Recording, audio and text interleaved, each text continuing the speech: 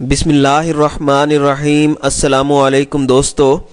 یہ تو طے ہے کہ چلانے والے پارلیمانی نظام سے مایوس ہو چکے ہیں اور یہ بات ان کے ذہن میں جگہ بنا چکی ہے کہ موجودہ نظام ریاست کی ضروریات پوری کرنے میں ناکام ہو گیا ہے۔ اس لیے اس کی جگہ ایک ایسے صدارتی نظام کو دی جانی چاہیے جس میں کلیتاً اختیارات صدر کے پاس ہوں، یعنی حرکت کے لیے ایک وزیر اعظم ہو اور برکت کے لیے ایک پارلیمنٹ،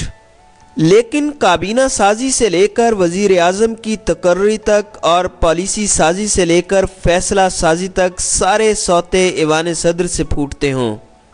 جہاں ممکنہ طور پر ریٹائرڈ جنرل راحیل شریف صدارتی نظام کے پہلے پاسبان کے طور پر براجمان ہو سکتے ہیں،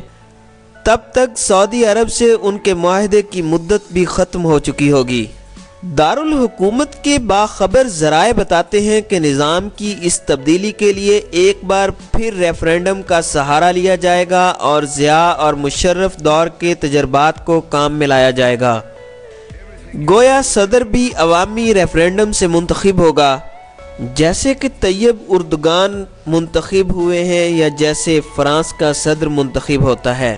ذرائع کے بقول فیصلہ سازوں کو ہمیشہ یہ شکایت رہی ہے کہ پارلیمنٹ اور منتخب وزیر اعظم ان کے لیے دانستہ یا غیر دانستہ رکاوٹیں پیدا کرتے ہیں۔ ان کی ترجیحات کو اہمیت نہیں دی جاتی، جس سے فیصلہ سازی کا عمل متاثر ہوتا ہے یا رک جاتا ہے۔ لہٰذا پارلیمانی نظام کے گلے میں رسا ڈالنا اور اسے کسی کھونٹے سے باندھنا ضروری ہے، اور یہ کام موجودہ حکومت کے ناکام ہونے کی صورت میں زیادہ آسان ہو سکتا ہے،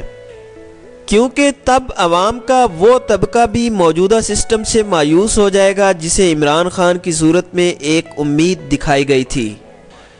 ذرائع کا کہنا ہے کہ عمران خان حکومت کی ناکامی سے فائدہ اٹھانے کے لیے وہی طاقتیں صدارتی نظام کا راستہ ہموار کر رہی ہیں جو عمران کو حکومت میں لائی ہیں۔ شاید ان کے نزدیک پارلیمانی نظام کے تابوت میں آخری کیل گاڑنے کے لیے عمران کا وزیر اعظم بننا ضروری تھا اور اسے کمزور اکثریت دلانا بھی، تاکہ وہ خود کو بچانے میں ہی مصروف رہے۔ ذرائع کا کہنا ہے کہ صدارتی نظام حکومت ہمیشہ فوجی آمروں کا پسندیدہ نظام رہا ہے۔ ایوب خان، یحییٰ خان، ضیاء الحق اور مشرف نے نہ صرف اس نظام کو پسند کیا اور اس کے حق میں رائے عامہ ہموار کرنے کی کوشش کی، بلکہ اپنے اپنے مقام پر اسے طرز حکومت کے طور پر بھی نافذ کیا۔ ذرائع کے بقول وجہ یہ ہے کہ صدارتی نظام میں چپڑاسی سے لے کر وزیر اعظم تک سب صدر کو جواب دہ ہوتے ہیں، اور ان کی تقرری، تبادلے اور ترقی کے احکامات ایوان صدر کے دائرہ اختیار میں آ جاتے ہیں۔ ذرائع کا کہنا ہے کہ 18ویں ترمیم ایک اور رکاوٹ ہے جس نے کئی معاملات میں غیبی طاقتوں کے ہاتھ باندھے ہوئے ہیں۔ اس ترمیم کے لیے دونوں ایوانوں میں 2/3 اکثریت کی حمایت درکار ہے، جو ظاہر ہے کبھی نہیں مل سکتی۔ پس اس سے نجات کا آسان راستہ بھی صدارتی نظام کا نفاذ ہے۔ ذرائع کے بقول کئی آئینی ماہرین سے اس بارے میں مشورے ہو چکے ہیں اور سب کا اتفاق ہے کہ ریفرینڈم کے ذریعے پارلیمانی نظام کو کھونٹے سے باندھا جا سکتا ہے۔ دارالحکومت کے ایک اہم ذریعے کے بقول صدارتی نظام ان حلقوں کی دیرینہ خواہش تھی جن کے نزدیک پارلیمانی نظام ان کی ضرورت پوری نہیں کر رہا، لیکن یہ کھلواڑ ماضی میں کئی بار کھیلا جا چکا ہے۔ اس ملک میں ایک سے زائد بار صدارتی نظام نافذ ہوا ہے اور ہر بار ناقابل تلافی نقصان پہنچا کر پیچھے ہٹا ہے۔ مثلاً ذریعے کے بقول ایوب خان کے دور میں علاقائی اور لسانی طاقتوں نے زور پکڑا، کیونکہ صدارتی نظام کے باعث قومی سیاسی جماعتوں کے لیے کام کے راستے محدود ہو گئے تھے۔ یحییٰ خان کے دور میں ملک ٹوٹ گیا کیونکہ صدر نے اپنے سیاسی مستقبل کے تحفظ کے لیے ایسے الیکشن کروائے جس میں دونوں طرف انتہا پسند سوچ رکھنے والے لبرل رہنماؤں نے اکثریت حاصل کی، اور یوں مشرقی پاکستان کو علیحدہ کرنے کا کام آسان ہو گیا، جسے مغربی پاکستان کے تمام اہم ادارے خود پر بوجھ سمجھتے تھے۔ اگر یہ سچ نہ ہوتا تو پاکستان ٹوٹنے پر یحییٰ خان کو سزا دی جاتی، لیکن اسے قومی پرچم میں لپیٹ کر سلامی دے کر دفنایا گیا۔ ضیاء الحق کے دور میں متحدہ جیسا خوفناک عفریت تخلیق ہوا،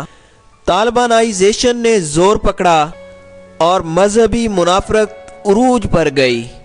مشرف دور میں سندھ، بلوچستان اور فاٹا بدترین تشدد، ظلم اور خانہ جنگی کا شکار رہے، اتنے زیادہ کہ اس کے نتائج سے قوم آج تک نہیں نکل سکی۔